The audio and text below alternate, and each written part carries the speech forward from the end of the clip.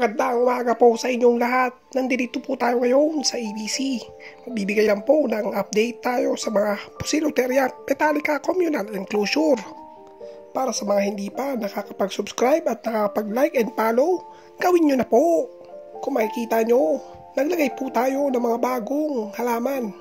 Mga ligaw na halaman. Ang totoo niyan, hindi ko po talaga kung ano tawag dito. Pero nasubukan na po natin at mukhang okay naman po sila sa enclosure na ginawa natin. Yung mga unang mga halaman na nilagay natin, medyo nalalanta na.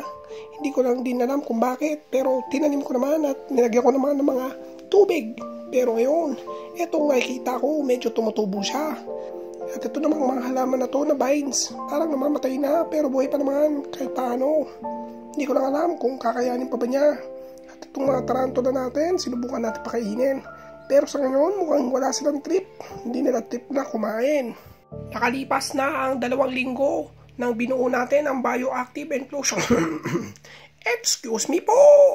Ang katotohanan niyan, wala pa tayo masyadong experience pagdating sa paggawa ng bioactive enclosure, pati sa pag-aalaga ng halaman.